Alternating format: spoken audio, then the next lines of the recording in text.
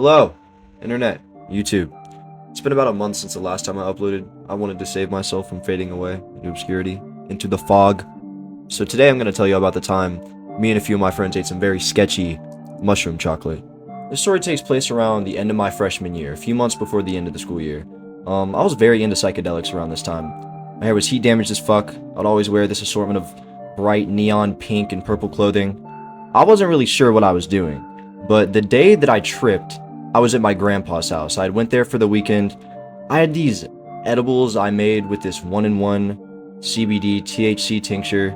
They barely gave me brain fog. I don't really know why I brought these. I remember this was the weekend I actually recorded the Wendigo EP. So that morning after I got done with that, I went over to my grandpa's neighbor's house, Miss Kratt.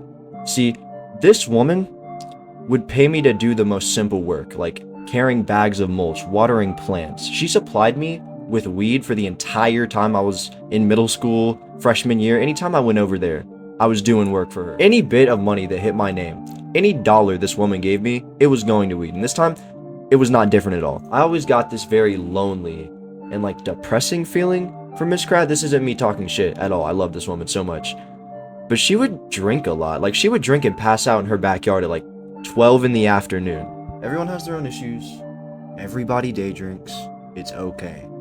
So I'm helping her put stuff in her attic, right? Talking to her. The usual shit, you know? Being a very nice young man. Being very presentable. Very punctual with my grammar, you know? So we round out the work day. It's finished. She gives me about $30, $45. I don't really remember the exact amount, but it was just enough to get these sketchy-ass research chemical-filled chocolate bars. So I go back to my grandpa's house. I put everything in my bag. We get in his car. On the way to the McDonald's that my mom usually picked me up at when I was getting picked up from his house, he reaches into his pockets, okay? He pulls out a $100 bill and he hands it to me. See, at this time in my life, I had no good ideas in my head. I was staring at this dollar with malicious intent. Not only did I have enough money for one research chemical-filled chocolate bar, I had enough for two. This meant not only could me and James trip, but me, his sister who I was dating at the time, and our mutual friend Jamantha could all trip together. This was an amazing opportunity in my head. So after I get home, I had called James. I consulted him about the idea. I told him, I have an irresponsible amount of money in my possession. An irresponsible amount of money that I was not going to do anything good with. The second I get to my friend's house, I'm immediately in contact with the supplier of items. The supplier of goods. The traveling merchant of sorts. This particular individual was known to be slow as fuck. If you wanted to buy anything from this man after 5 o'clock, you better get on your knees and start praying to whatever higher power you believe in, because the chances are you're gonna have to wait until tomorrow. So I pre-ordered around 6 or 7. I'm still surprised that he actually ended up coming this night. I think it was late as fuck, but I'd spent all of my money pretty much on these shroom bars, and I was so mad about that. So fucking mad about that, because I realized I could have bought an ounce for the same amount of money that I'd spent on these sketchy ass research chemicals. So there was a second in time where I was debating just not getting this shit at all, just entirely going back on what I said and just buying something safer, which probably would have been the best decision. So Jamantha shows up a little bit later. At this time, we are only waiting for the chocolate. This girl we had met at the skate park a few months previous, me and James. We were very close with her. She let us come over all the time, smoke us out. Very nice person. She told us she was 100% down to trip, 100% open. See, the way this girl would talk about psychedelics always kind of made me think that she had a lot of past experience. You know, she always talked about spirituality. She would always talk about how much she loved drinking mushroom tea. So we thought this would just be a great occasion to include her. This girl was kind of weird. I'm not gonna lie, y'all. This girl was just the slightest bit weird. She had her own set of beliefs. I'm still not sure what those set of beliefs are, but she would always tell me about how she believed that there were spirits in her dreams, how there were shadow people following her. Not necessarily shadow people. I still don't really understand what she was trying to tell me, but it all correlated back to something in her dreams and how she thought she was this just awoken being, this awoken creature. So you could kind of see how I would want to be involved in this woman when doing something with psychedelics. You know, seemed like she had a lot to say. We're in my ex's room, opening the boxes. I remember distinctly this box had a little Mario mushroom on the front. So we had enough chocolate for everyone to be able to eat one half. And I had had a very bad acid experience about a month before this, so I wasn't so sure when it was right in front of me that I really wanted to trip that hard. So I deliberately ate just a little bit less than everybody else, only like 4 or 5 pieces. This chocolate tasted like hamster cage. When everybody started eating this mystery concoction of not psilocybin, I watched the look of curiosity, of wonder on the faces of everybody in this room turn to fucking disgust, anguish, fear.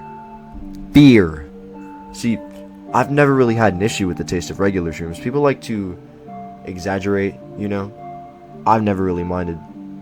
But this was genuinely unbearable. A few minutes go by, everyone's sitting in my ex's room. She had these fake vines everywhere and these cheap, bulky yellow tinted Christmas lights to give y'all like a sense of the environment. And I get this deep, impending like sense of anxiety. This is a normal thing for me when I take psychedelics, but this almost felt like a panic attack. So I took a step out of the room and I went onto the back porch for whatever reason. To this day, I've never taken any kind of psychedelic that started kicking in this fast. I actually found out that a lot of the mushroom bars me and my friends were buying at this time were most fucking definitely fake. I saw this article online and it was talking about how they found ketamine in this specific brand that one of my friends had gotten before. And shit's just fucking scary. I doubt this shit was any different. On top of that, this really did not feel like a normal mushroom trip, I'm not gonna lie. The visuals were not visually in the way they should have been. So I went back inside. I sat down with everybody else on the bed.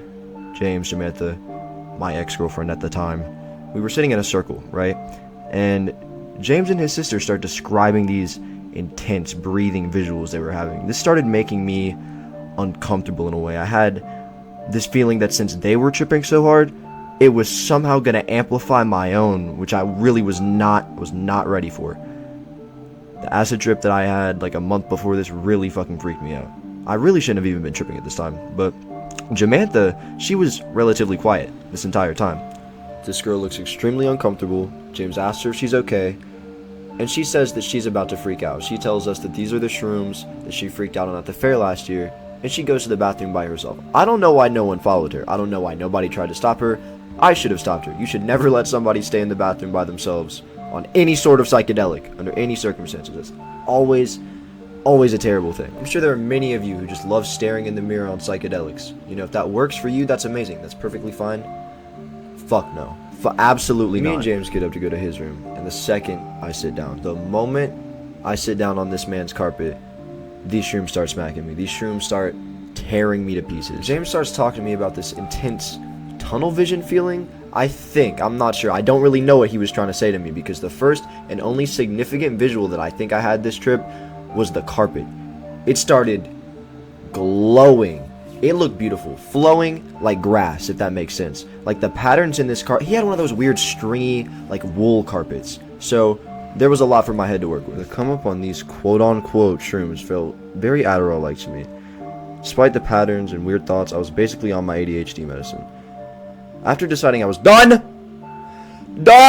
talking to James, I stepped outside his room to witness Jamantha having a full-blown mental breakdown in the bathroom. Like I said, like I fucking predicted, never let people tripping on psychedelics sit in the bathroom by themselves. So she's laying down next to the bathtub with my ex-girlfriend. She's rambling. I doubt she honestly knows where she is, but I somehow end up on the phone with her cousin explaining the situation. This girl asked me how much Jamantha took, and I very vaguely said 8, which I probably shouldn't have done, because she just started blaming this all on me, calling me a drug addict, all these very hurtful, very demeaning things. I started crying, low-key.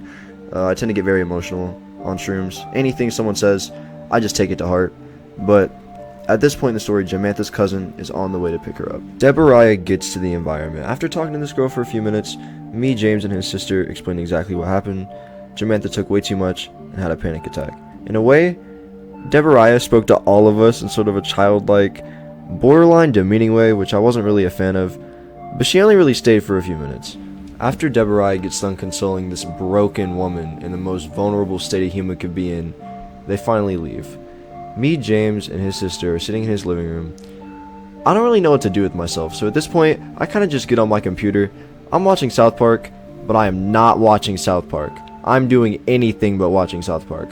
I didn't retain any of the 4 episodes I sat through in any way. At this point, I was kind of just waiting for the shrooms to wear off. I kind of thought they were overstaying their welcome. They always overstay their welcome. I was just staring at the screen. No thoughts in my mind. Blank mind. At this point, I had expressed to James and his sister that these fake Kepler B17 fentanyl bars weren't necessarily making me feel the best, and they somehow managed to level out my trip. I felt really good. Until the point where James's sister asked me if I wanted to get back together. For context, we went on a break the day after I took acid, and we're still on a break at the time of this story. This ruined the trip for me. Her talking about our relationship in any way kind of threw me off. Like I said earlier, I'm a very emotional person on shrooms. This was just not a good situation to be in for me. This conversation ended very negatively, and it kind of made my body breathe in a weird way.